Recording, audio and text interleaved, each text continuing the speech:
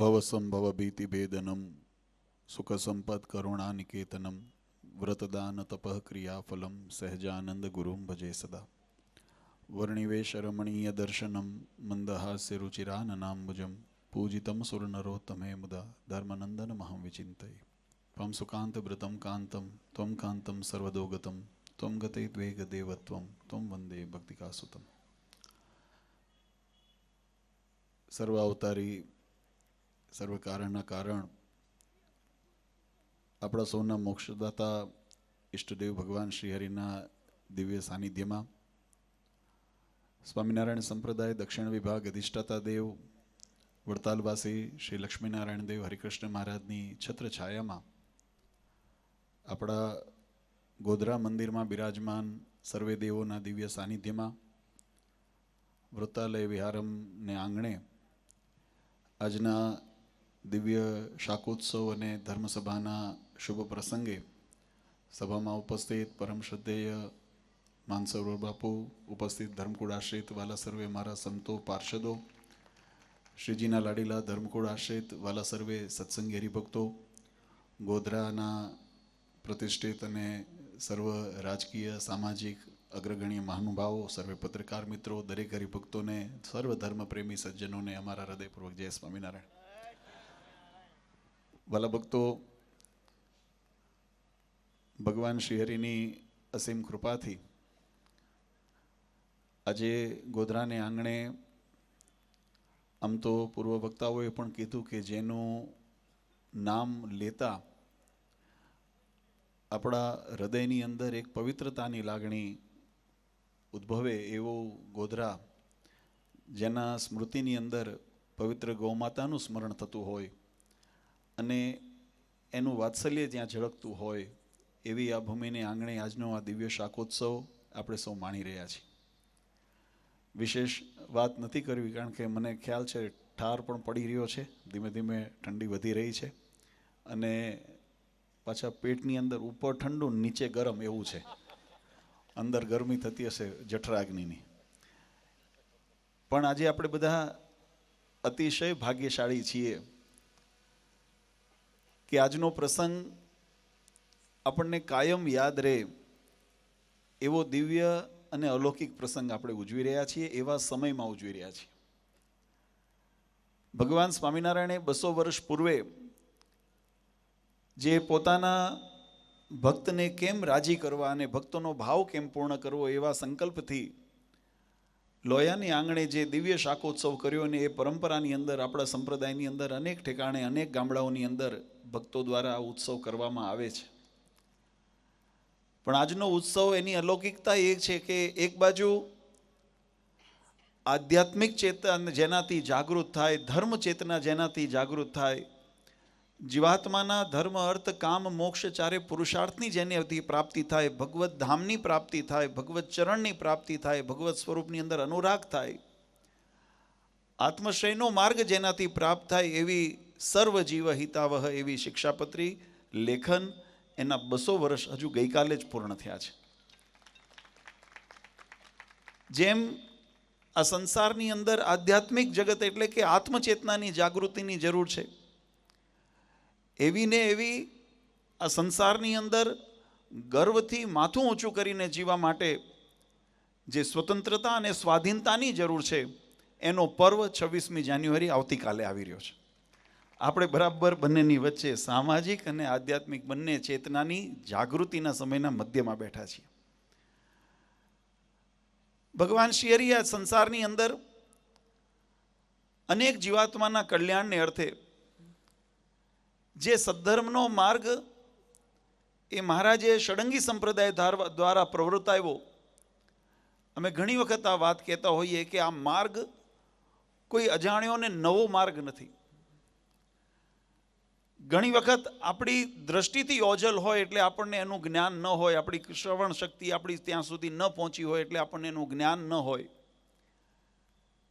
પણ શાસ્ત્રોની અંદર જે અનાદિકાળથી જીવાત્માને પ્રાપ્ત જે અવસર જેને શાસ્ત્રોએ બતાવ્યા છે એની અંદર મનુષ્ય દેહનો ખૂબ મહિમા બતાવ્યો છે. આ સંસારની અંદર જીવાત્મા લગ 84ના ફેરાની અંદર જન્મ મરણના ચક્રની અંદર અનેક પ્રકારના શરીરને ધારણ કરે છે, અનેક યોનિઓને ધારણ કરે છે, અનેક જન્મને ધારણ કરે છે. પણ એ જન્મની અંદર અને જીવાત્માને મળેલા મનુષ્ય જન્મની અંદર શું ભેદ છે? તો એના માટે આપણા શાસ્ત્રકારોએ બહુ સુંદર ઋષિમુનિઓએ વાત લખી. આહાર નિદ્રા ભય મૈથુનમ ચ સામાન્ય એતે પશુભી નરાણામ ધર્મો હિ એશામ અધિકો વિશેષો ધર્મેણ હિના પશુભી સમાના. આ જગતની અંદર જીવ પ્રાણી માત્ર એ પોતાના શરીરના જે પ્રાકૃતિક ધર્મ છે એને ભોગવે છે. પણ જે આત્મકલ્યાણનું સાધન, આત્મકલ્યાણની પ્રાપ્તિ માટેનું જે જીવન અથવા તો જે સાધન કરવું, એ માર્ગને અપનાવવાનો, એને સમજવાનો, એને પચાવવાનો, એને અનુસરવાનો જો યોગ મળતો હોય તો એ જીવાત્માને મનુષ્ય શરીરની અંદર પ્રાપ્ત થાય છે. પણ એટલું સરળ પણ નથી. તમે જુઓ તો આ વાત આપણને એમ દેખાય, સંસારમાં અઢળક જીવાત્માઓ શરીરધારી, મનુષ્ય શરીરધારી છે, પણ બધાને આ પ્રાપ્તિ નથી. ત્યારે એનો ઉત્તર પણ આપણને ભગવાન શ્રી કૃષ્ણચંદ્ર ગીતાજીની અંદર કીધું. ભગવાન એમ કે, ભગવાનને પૂછ્યું અર્જુનજીએ કે ભગવાન તમે રાજી થાઓ તો એનું શું માપદંડ, કેમ ખબર પડે કે તમે રાજી થયા છો?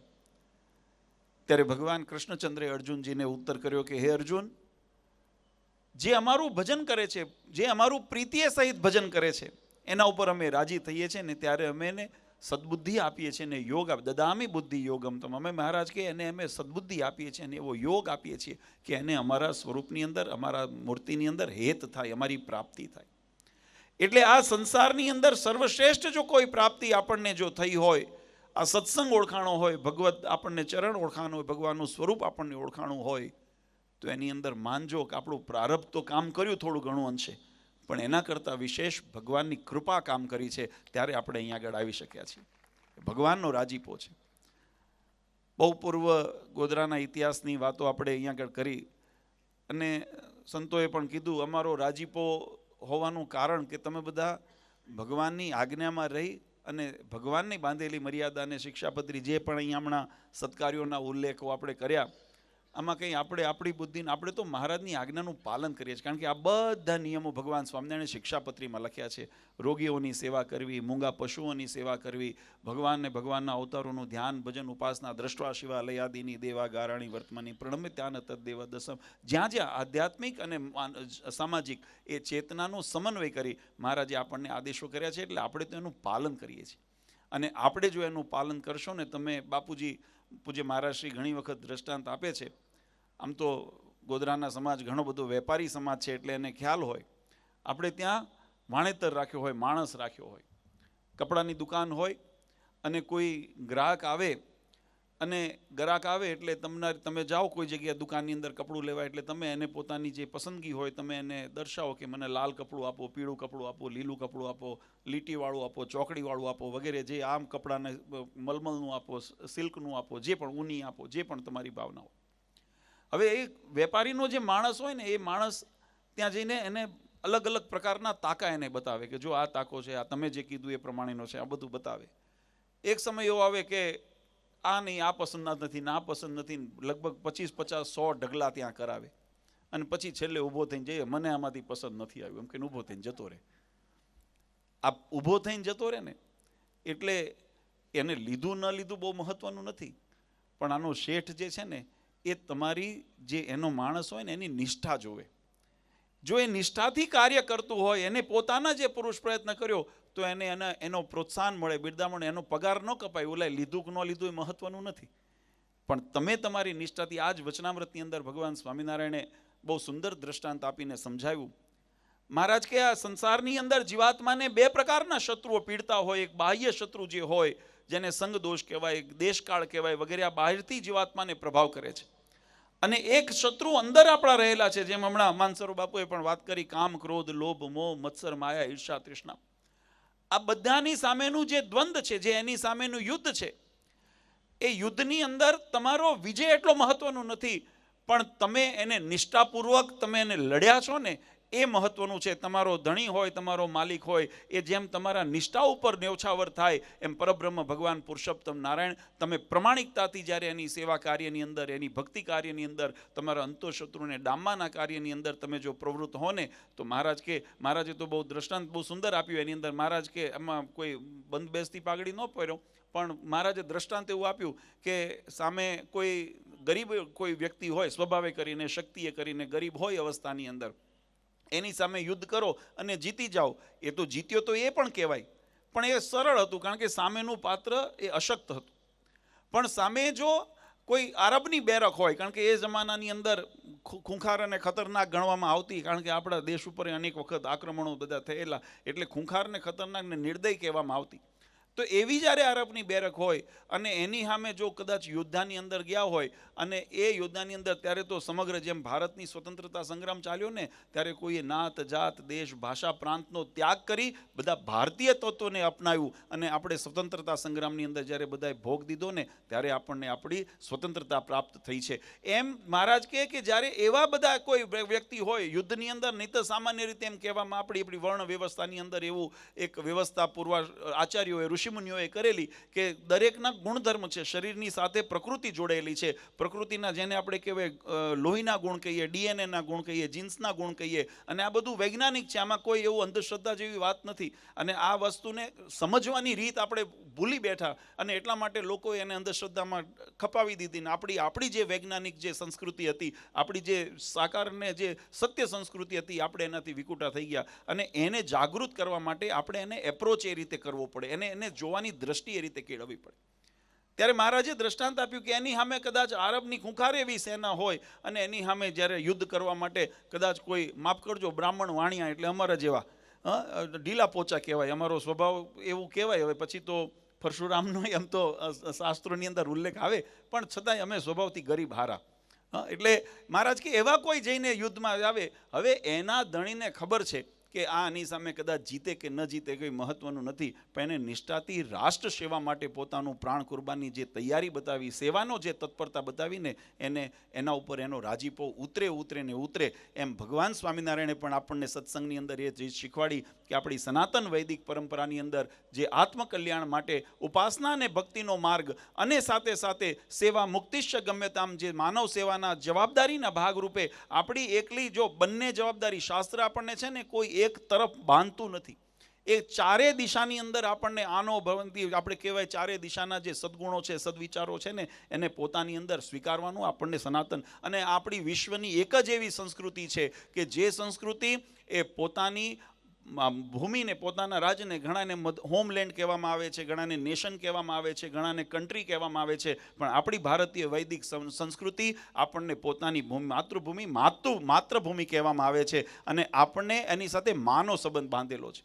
આપણું એક એવી સંસ્કૃતિ છે જે વસુધૈવ કુટુંબકમની ભાવના આપણને આપે છે, અને એ ભાવનાને આધીન રહીને સમાજનું કલ્યાણ થાય. સર્વે ભવંતુ સુખીના સર્વે સંતુ નિરામયાનો જો સંદેશ આપતી હોય ને, તો આપણી સનાતન વૈદિક ભારતીય સંસ્કૃતિ આપણને આપે છે.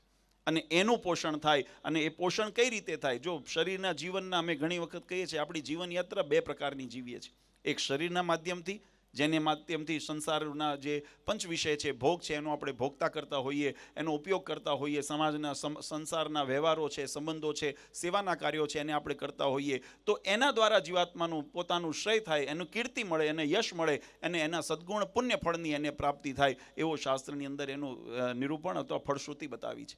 અને એની સાથે સાથે એક આત્મચેતનાને જાગૃત કરીને આત્મકલ્યાણ માટેનું સ્થાન કહીએ, જેને આપણે ઉપાસના અને ભક્તિ કહીએ છીએ. એના દ્વારા યદગત્વાન નિવર્તન્તે તદ્ધામમ પરમમ મમ, જીવાત્મા પરમધામની પ્રાપ્તિ કરી અને પરમાત્માના સુખે સુખ્યો થઈ જાય. શાસ્ત્રએ, વિદ્વાનોએ, આચાર્યોએ એ વ્યાખ્યાની જે સમજણ છે, એની અંદર શબ્દોની અંદર થોડો તફાવત આપણને જોવા મળે. ભાવ દરેકનો એક છે, ભાવ દરેકનો એ છે, શુદ્ધ ભાવ છે. સનાતન તત્વની અંદર બાપુજી પણ વાત કરી, ત્રણ જ તત્વ છે, જીવ, માયા અને પરબ્રહ્મ. આ ત્રણ તત્વ જ સનાતન છે. આ ત્રણ તત્વનો સમન્વય કરો એટલે સનાતન ધર્મ આવી ગયો.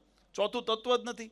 સંસારની અંદર તમે જુઓ, આપણે એમ કહીએ પ્રકૃતિ તો માયા, આ શરીર તો કે માયા, પણ જે ત્રિગુણાત્મક પંચ જે ભૂતથી બનેલું શરીર માયા, ચૈતન્ય તો કે આત્મા, જેને પ્રાપ્ત કરવા છે પરમાત્મા, આ ત્રણ તત્વ સનાતન ધર્મની અંદર. પછી એની જે અલગ અલગ સ્વરૂપો, એના જે એને દરેક યુગોની અંદર, દરેક બ્રહ્માંડની અંદર, દરેક સ્થાનની અંદર એના પરિવર્તન જોવા મળે. પણ એનો ભાવ તો પૃથ્વી છે. આપણે તમે જો બહુ વધારે સમય નથી લેવો, પણ પૃથ્વી જ કહેવાય. પછી તમે કોઈ રેતાળ પ્રદેશમાં જાઓ તો ત્યાં રણ દેખાય, ત્યાં રેતી દેખાય. તમે કચ્છ બાજુ કે તમે રાજસ્થાનમાં જાઓ ને તો એને પૃથ્વી જ કહેવાય. એનું સ્વરૂપ જુદું થઈ ગયું, પણ પૃથ્વી જ પૃથ્વી કહેવાય. કોઈ જગ્યાએ કાળી માટી હોય, કોઈ જગ્યાએ ચીકણી માટી હોય, કોઈ જગ્યાએ ભૂખરી માટી હોય, કોઈ જગ્યાએ પથરાળ જમીન હોય. શું કહેવાશે એને? એને પૃથ્વી જ કહેવાશે ને. તો પૃથ્વી તત્વ જે છે એ પૃથ્વી તત્વ સનાતન છે. એટલે આપણે શાસ્ત્ર સમજે, આ દ્રષ્ટાંતની સમજણની અંદર એના સ્વરૂપો જેમ અલગ અલગ જોવા મળે આપણને, એના વિભાગો જોવા મળે, અને તમામનું જ્યારે સંયોરૂપ આપણે જ્યારે જોઈએ ને ત્યારે આપણે એમ કહીએ કે આ આખી પૃથ્વી છે. કોઈ એક તત્વથી પૃથ્વી ન નિર્માણ થાય. ખાલી માટી હોય તો પૃથ્વી ન કહેવાય, ખાલી રેત હોય તો પૃથ્વી ન કહેવાય, ખાલી પથ્થર હોય તો પૃથ્વી ન કહેવાય. પૃથ્વીમાં બધાનો સમન્વય છે. એમ સનાતન વૈદિક પરંપરાની અંદર સનાતન ધર્મ જેમ આ દ્રષ્ટાંતિ પૃથ્વીના સ્થાને છે. બાપુજીએ ગઈકાલે શિક્ષાપત્રીના પ્રાગટ્ય દિવસ વખતે બહુ સુંદર એક દ્રષ્ટાંત આપ્યું હતું, આપણને જીવનમાં ઉતારે એવું, કે જે થડ છે ને, જે થડ ઉપર પછી અલગ અલગ કલમો લગાવી હોય કોઈ માળીએ, એની અંદર અલગ અલગ દેશી આંબાનું થડ હોય, પણ એની ઉપર કોઈએ કેસર લગાવી, કોઈએ લંગડો લગાવી, કોઈએ એની ઉપર પછી હાફૂસ લગાવી, અલગ અલગ પ્રકૃતિ ન કરે, બધી ઉગે એમાં. પણ એને પોષણ મળતું હોય ને તો એની જડમાંથી, એના થડમાંથી મળતું હોય. તો સનાતન વૈદિક પરંપરા એ આપણા સનાતન ધર્મની થડ છે. અને એના દ્વારા જે શાસ્ત્રના રૂપે, જે સિદ્ધાંતના રૂપે જે ઉપાસના ભક્તિનો માર્ગ આપણને મળ્યો છે, જે નીતિ રીતિની આપણને જે પરંપરા આપણને પ્રાપ્ત થઈ છે, એને આપણે અલગ અલગ સંપ્રદાયોના માધ્યમથી ઓળખીએ છીએ. અને દરેકનો માર્ગ અને દરેકનું સ્થાન, ગંતવ્ય એક જ છે કે ભગવાનને પ્રાપ્તિ જીવાત્મા કરે, સંસાર માયા કર્મ બંધનમાંથી જીવાત્મા મુક્ત થાય. આપણા શાસ્ત્રોની અંદર બહુ સુંદર, આપણે તો જો કે શાકોત્સવના પ્રસાદ માટે બધા અહીંયા એકત્રિત થયા છે, ને એ કથા ઘણી વખત આપણે સાંભળી છે કથાઓના માધ્યમથી, એટલે એને પુનરાવર્તિ નથી કરતો. પણ જીવનની અંદર આપણે શું શીખવા જેવું છે, કેમ ગ્રહણ કરવા જેવું છે. આપણા ઉપનિષદની અંદર એક બહુ સુંદર પ્રસંગ આવે છે કે નચિકેતાને યમનો સંવાદ એની અંદર બતાવવામાં આવ્યો છે. ત્યારે યમરાજાએ નચિકેતાને બહુ સુંદર એનો ઉપદેશ દેતા કીધું કે દરેક જીવ પ્રાણીની અંદર, દરેક માણસની પાસે હંમેશા બે વિકલ્પ ખુલ્લા હોય છે. બે વિકલ્પ એની પાસે રહેલા છે. અને એક વિકલ્પ છે જેને શ્રેયસ્કલ્પ કહેવામાં આવે છે, જે શ્રેય કરતા છે, અને બીજો પ્રેય છે. આ બંને વિકલ્પ જીવ પ્રાણી માત્ર પાસે, તમારી પાસે છે, મારી પાસે છે. પણ તમારી ચટકી ક્યાં લાગી છે, તમને કેનો ખપ છે? તો શાસ્ત્રે એમ કીધું, બુદ્ધિશાળી જીવ છે ને એ હંમેશા શ્રેયનો માર્ગ પસંદ કરશે. અજ્ઞાની જીવ હોય એ પછી વાલું દોલું પોતાનું ગમતું કરવાનો આગ્રહ રાખે. પણ જેને સમજણ છે, જેને જાગૃતિ છે, અને એવો જે જાગૃત જીવાત્મા હંમેશા પોતાના શ્રેયનો માર્ગ પસંદ કરે. ભગવાન શ્રી હરિએ પણ આ બધી વસ્તુઓ વચનામૃતની અંદર બતાવી. મહારાજ કીધું, કુશાગ્ર બુદ્ધિ કોણે કીધી? મહારાજ કે વ્યવહારની અંદર બહુ ઝીણી બુદ્ધિ ધરાવતો હોય, બહુ હોશિયાર હોય, પણ આત્મકલ્યાણનું સાધન ન કરે તો અમે એને બુદ્ધિશાળી નથી માનતા. અને કદાચ વ્યવહારની અંદર દુર્બળ હોય, જાડી બુદ્ધિ હોય, એવો શબ્દ વચનામૃતમાં મહારાજે વાપર્યો. જાડી બુદ્ધિ હોય પણ પોતાના આત્મકલ્યાણનું સાધન કરે છે ને, તો મહારાજ કે અમારા ધ્યાનની અંદર એક જ્ઞાની છે, એ સત્પુરુષ છે. એનું કારણ કે જે તમારી દ્રષ્ટિ જ્યાં ખરેખર પહોંચવી જોઈએ એ અને હંમેશા એક અંગ્રેજીની અંદર કહેવત છે, need is a mother of invention. કોઈ પણ વસ્તુનો તમે કાર્ય કરીએ ને, આપણે આ મંદિર કરવું હતું, આ મંદિર કરવાનો સંકલ્પ એ એનું બીજ હતું. બીજ જો મજબૂત હશે ને, અને પછી એને જો યોગ્ય ખાતર પાણી મળે ને, તો એની અંદરથી વટવૃક્ષ થાય, એમાં જરાય શંકાને સ્થાન નથી. પણ બીજ ન હોય તો, બીજ નબળું હોય તો પછી તમે ગમે તેટલી મહેનત, ખેતરમાં ઘણી વખત આપણે જોઈએ છીએ, માવજત લેતા હોઈએ, જેને ખેતીનો અનુભવ હશે ખબર હશે, જો રાશિ બીજ આવી ગયું, ખરાબ બીજ આવી ગયું, અથવા તો એવું નબળું બીજ આવી ગયું, પછી મહેનત તો એટલી જ કરવી પડે. પણ મહેનત કરો ને પરિણામ જ્યારે મોલાદ થાય ને, ત્યારે આપણને ખબર પડે કે પાકમાં એટલો માલ નથી જેટલો આપણે ધાર્યો હતો. શા માટે? કારણ કે એની અંદર ગુણવત્તા નહોતી. અને બીજું, મહેનતમાં જ તપાસ કરવી પડે. પછી ગાફલત રાખીએ, ઊંઘી રહીએ ટાઢકમાં, નહીં તો આ તો જે ખેતી કરતા હોય ને સવારે 4 વાગે પાણી વાળવા જતા હોય, એને જાગૃત ઉજાગરા કરવા પડે, ભૂખ તરસને વેઠવી પડે. આ બધુંય કરીએ ત્યારે બંનેનો સમન્વય આપણની જે સંસ્કૃતિ આપણને બતાવે છે. એટલે આજે આપણે બધા ખરેખર ભાગ્યશાળી છીએ કે આપણને ભગવાને આ ચારે પુરુષાર્થની સિદ્ધિ થાય. અને આ તો આપણે ભાગ્યશાળી, જો જે અહીંયા પધાર્યા છે એમને હું, મારી જો સમજણ મારી ખોટી ન હોય તો બહુ એક ક્લાસ 1 અધિકારી હતા. એમાંથી એમને ચટકી લાગી કે મારે સત્સંગના, સમાજના ઉત્થાનના કાર્ય માટે આજે ભેખ લઈને આપણે આ ચટકી છે ને સંકલ્પ, આ સંકલ્પ થવો ને આપણને, એ સંકલ્પ પછી ભગવાન એમાં ભળે છે. તમારો સંકલ્પ નબળો કરશો ને તો નબળામાં મહારાજે વચનામૃતની અંદર એક બહુ સુંદર વાત સમજાવી છે. હું બસ છેલ્લું પ્રસંગનું વાત કરું. મહારાજ કીધું કે આ ધરા ઉપર પરમાત્મા જ્યારે અવતાર ધારણ કરીને જ્યારે વિચરણ કરતા હોય એ ભગવાનની જીવાત્મા જ્યારે ઓળખાણ કરે અને એ ઓળખાણ કરે પછી ભગવાનનો એવો મહિમા એને રંગ લાગે ને એવો રંગ ચડે ને જે આપણા ઇતિહાસની અંદર આપણે જોઈએ મીરાબાઈ, નરસિંહ મહેતા, દાદા ખાચર, પર્વતભાઈ, જીણાભાઈ, આવા અનેક પ્રસંગો આપણા ઇતિહાસની અંદર લખાણા છે. ભગવાનનો એવો રંગ જ્યારે ચડે ને પછી એ ભગવાન પરાયણ થઈ જાય, ભગવત રૂપ થઈ જાય, ભગવાનની અંદર એકાત્મપણાને પામી જાય. એવું નથી કે પોતે ભગવાન થઈ જાય, એકાત્મપણાને પામો. જો એકાત્મ થવું એટલે એનો મતલબ બે તત્વનું અસ્તિત્વ બતાવે. જો વિશિષ્ટાદ્વૈત મત, શુદ્ધાદ્વૈત મત, દ્વૈતાદ્વૈત મત, આની અંદર છે ને આ ખાલી સમજણનો જે ભેદ છે, બંનેનો વિષય એક છે કે જીવાત્મા ને ભગવાન, જીવાત્મા ને પરમાત્માનું એકરૂપ થવું. એના માધ્યમ અલગ અલગ બતાવ્યા છે. કોઈ એની અંદર બળી જાય છે, કોઈ એમ કહે છે વૃત્તિથી બળી જાય છે, કોઈ કે દાસ ભાવે બળી જાય છે, કોઈ એને કહે છે કે એની અંદર વૃત્તિથી એકરૂપ થઈ જાય છે, પોતાનું અસ્તિત્વ નથી યાદ રહેતું એટલે ભગવાનમય થઈ ગયા. હું તમને નાનું દ્રષ્ટાંત આપું કે મેં કોઈ મૂર્તિના અથવા તો કોઈ સારા ચિત્રના દર્શન કરતા હો અને એની અંદર એટલા ઓતપ્રોત થઈ જાઓ તમે તમારું દેહ ભાન ભૂલી જાઓ. પછી તમને કોઈક જગાડે ત્યારે તમને ખબર પડે કે હું ક્યાં છું, શું કરું છું. બાકી તમારી વૃત્તિથી તમે એક ભાવ થઈ ગયા, તમારું અસ્તિત્વ ખોઈ દીધું તમે. એ ભગવાનની અંદર એકરૂપ થવું કહેવાય. જીવ જ્યારે પરમાત્માની અંદર આવી એકાત્મ ભાવને પામે ને પછી ભગવાનની કૃપાથી એ જીવ એવો સામર્થ્યવાન થાય છે. આપણા વેદ એમ કે છે 4 પ્રકારના જે મોક્ષ બતાવ્યા ને એની અંદરનો એક ધર્મ છે ભગવાનના સાધર્મપણાને પામે. મહારાજ કીધું કે એના જે મનોરથ કરે ને ભગવાન એના પૂર્ણ કરે છે, એના તમામ મનોરથ પૂર્ણ થાય છે. આવી ભાવ ભક્તિ જાગૃત થઈ હોય, ભગવાન સાથે આવી લગ્ની લાગી હોય ને ત્યારે આપણા મનોરથ. આપણે ઘણી વખત જોઈએ છે કોઈ કે વચન સિદ્ધિ છે પુરુષ, કેમ એવું એનામાં સામર્થ્ય આવ્યું છે? તો તમારી મારી જેવો જીવ, પણ એને સાધના કરીને, એને ભક્તિ કરી, એને પોતાની લગ્ની એ પરમાત્માને લો સાથે એકરૂપ કરી દીધી. એટલે એના પ્રભાવથી એના આ વીજળીની અંદર પ્રકાશ આવે છે ને તો એના તાર એના જે દુવારણથી જે એના ઇલેક્ટ્રિસિટી જ્યાંથી સપ્લાય થતી હોય એની સાથે જોડાયા છે. એ કરંટ ફ્લો થાય એટલે અહીંયા પણ એટલો જ પ્રકાશ થાય જેટલો આપણને જોઈએ. એમ જીવની અંદર પણ એવી સામર્થ્ય ભગવાન કે આવે, ભગવાનની અંદર જો જીવાત્મા એકાત્મ ભાવને પામી જાય તો આ આપણી સનાતન વૈદિક આ પ્રાપ્તિને આપણે મોક્ષ કીધો છે. પણ એની સાથે સાથે આપણે જે કીધું કે મનુષ્ય દેહને પણ સાર્થક કરવા માટે દરેક જે ધર્મ છે એ ધર્મ આપણને સદાચારનો માર્ગ શીખવે છે. અને સદાચાર માર્ગની અંદર બંને પ્રકારના આત્મકલ્યાણનો અને સમાજ ઉત્થાનના કાર્યોનો સમન્વય કરવામાં આવ્યો છે. આપણે બધા ભાગ્યશાળી છે કે આવા કળયુગની અંદર પણ આપણને આવો આશ્રય મળ્યો. આજના આ શાકોત્સવના દિવસે ભગવાનને એ જ પ્રાર્થના કરીએ કે મહારાજ અમારા સંકલ્પ અમને શુભ સંકલ્પ કરાવતા રહેજો અને અમારા સંકલ્પને તમે જ પરિપૂર્ણ કરતા રહેજો. બસ આપણે ભગવાનને એ પ્રાર્થના કરીએ.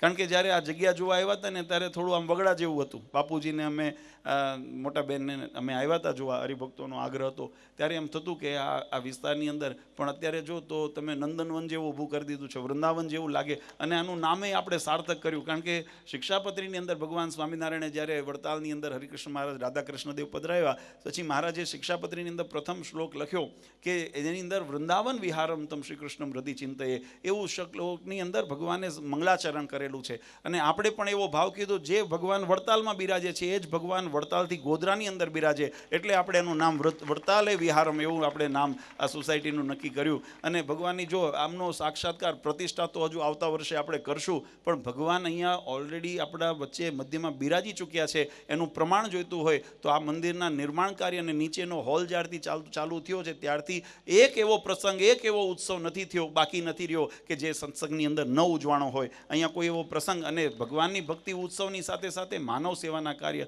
આજે ખરેખર ભગવાનના શણગાર જોઈને મને બહુ આનંદ થયો. રીંગણાના વાઘા બનાવ્યા ભગવાનને, મારી દ્રષ્ટિ મારી પહોંચી ત્યાં. હા, બહુ સરસ, સારું. છોકરાઓ એને કલાત્મક જે અહીંયા આગળ બધા મહેનત કરે છે, ખૂબ સુંદર. વધારે સમય નથી લેવો, પણ આજનો આ પ્રસંગ આપણા સર્વનીય જીવનની અંદર એ પ્રેરણાદાયી મળે. જેમ આપણે સંતો ઘણી વખત કથામાં કહે છે કે રીંગણાનું મહત્વ નથી, રીંગણું તો સત્સંગ સમાજની દ્રષ્ટિએ તુચ્છ શાક કહેવામાં આવે છે. પણ ભગવાનને જ્યારે યોગની અંદર આવ્યું ત્યારે આજે દેશો દેશની અંદર એનો ઉત્સવ થવા માંડ્યો. એમ આપણો પામર અને પતિત એવો જે જીવાત્મા એ ભગવાનના સાનિધ્યની અંદર ને શરણની અંદર જો રહેશે, ભગવાનના બળે જો પોતાનું આત્મબળ રાખશે તો મહારાજ કે સંસારની અંદર એ જગતનો બદ્ધ જીવ નહીં રહે પણ એ અક્ષરધામનો મુક્ત બનશે. એ બ્રહ્મરૂપને પામીને ભગવાનના ધામનો અધિકારી બનશે. આ સ્થિતિની યાત્રા એ આપણે સત્સંગની યાત્રા છે. આજના દિવસે ભગવાન શ્રી હરિકૃષ્ણ મહારાજ લક્ષ્મીનારાયણ દેવના ચરણારવિંદમાં પ્રાર્થના કરીએ કે આવો ને આવો સત્સંગનો રંગ, એમ જેમ હમણાં એસપી સ્વામીએ પણ કીધું કે ચડતો રંગ છે, અને અમારે તો ઘણા બધા અનુભવો છે. હું કહેવા જાઉં તો પછી 7 દિવસની કથા કરવી પડશે, એટલે એ નથી અત્યારે વર્ણન કરતો. પેલા રીંગણા પછી ટાઢા, બહારની ટાઢ અહીંયા ટાઢ પડશે, એટલે એ ટાઢા થાય એ પહેલાં આપણે આપણી સભાને અહીંયા વિરામ આપી છે. પણ એટલું મને ચોક્કસ ગર્વ છે, હું અતિશયોક્તિ તમારા મોઢે આવીને તમારા વખાણ કરું એ થોડુંક વ્યવહારિક રીતે સારું ન લાગે, પણ જે મારો અંતરનો ભાવ છે મારે પ્રગટ કરવું એટલા માટે કે આ તમે બધા જે અત્યારે યુવાનો છો ને, એમને મેં આવા બાળલાલજી જેવડા જોયા હતા જ્યારે 95-96ની અંદર, જ્યારે સત્સંગની અંદર અહીંયા આપણે યુવા બાળ મહોત્સવનું જ્યારે આયોજન કર્યું ને, ત્યારે આવડી ઉંમરો હતી તમારી બધાની. અને ત્યાર પછી સત્સંગના રંગે રંગાણા પછી જે આપણી અહીંયા આગળ તમે કીધું એ મને યાદ કર્યા એ પ્રવાસો, જે આ પંચમહાલ, ગોધરા, દાહોદના આજુબાજુના જે ગામડાઓના, એ ત્યાં રોડ રસ્તા નહોતા, અને સ્વામી ખેતરોની અંદર અમે તો એમને હાલીને ઘણા કિલોમીટર, અત્યારે ગામડા આમ ઝૂંપડામાં પેલા લાઇટો નહોતી ને માખું વળીને કૂબામાં જવું, આ બધું. પણ એ રંગમાં તમે બધાએ જે કરીને ત્યાર પછી ઉત્તરોત્તર, અને આજે અમને એ વાતનું ગૌરવ છે તમારા કરતાં તમારા છોકરાઓ વધારે હવાયા છે. આજે એનો તમને અભિનંદન આપું. આ મારો આ અનુભવ કહું છું કે, અને હોવું જોઈએ, મોરના ઈંડાને ચિતરવાના ન હોય એવું આપણા વિદ્વાનો એવું કહે છે. એમ તમે જે સંસ્કારના બીજ તમારા જીવનની અંદર તમે ગળથૂથીમાં લીધા છે, આ બહારથી પોષણ નથી, આ ગળથૂથીનું પોષણ છે, અને એ સંસ્કાર તમે તમારા બાળકોને તમે આપ્યા છે ને, આજે એના માટે તમને ખૂબ ખૂબ અભિનંદન છે. ભગવાનને પ્રાર્થના કરીએ કે પરંપરાગત તમારો આ સત્સંગ એ આ જ રીતે દિન પ્રતિદિન વિકાસને પામે. આપણું આ વ્રતાલય વિહાર સ્વામિનારાયણ મંદિર એ એનું કેન્દ્ર બને, અને આના માધ્યમ દ્વારા સમાજના વિકાસના, ઉત્થાનના, માનવ સેવાના અને સત્સંગના અનેક કાર્યો થાય, અનેક એના કીર્તિમાન સ્થાપિત થાય, એવી હરિકૃષ્ણ મહારાજ લક્ષ્મીનારાયણ દેવના ચરણારવિંદમાં પ્રાર્થના કરી આજના મહોત્સવની અંદર જે ભક્તોએ નાની મોટી સેવા કરીને યજમાનપદ સ્વીકાર્યું છે, મંદિરના બાંધકામની અંદર પણ જે ભક્તોએ પોતાની સેવાને દાન લખાયું છે, અન્ય પણ જે આડા અવસરોની અંદર પણ જ્યારે કોઈ હરિભક્તો અહીંયા આગળ સેવા કરે છે, બધાને માટે હરિકૃષ્ણ મહારાજ લક્ષ્મીનારાયણ દેવ સર્વનું મંગળ વિસ્તારે એવી એમના ચરણારવિંદમાં પ્રાર્થના કરી. પરમ પૂજ્ય સનાતન ધર્મ ધુરંધર 1008 આચાર્ય શ્રી અજેન્દ્ર પ્રસાદજી મહારાજ, અસૌ ગાદીવાળા પૂજ્ય માતુશ્રી અને અમારા સમસ્ત ધર્મકુળ પરિવાર વતી આપ સૌનો અંતરથી અમે ખૂબ ખૂબ આશીર્વાદ, ધન્યવાદ અને આશીર્વાદ આપીએ છીએ.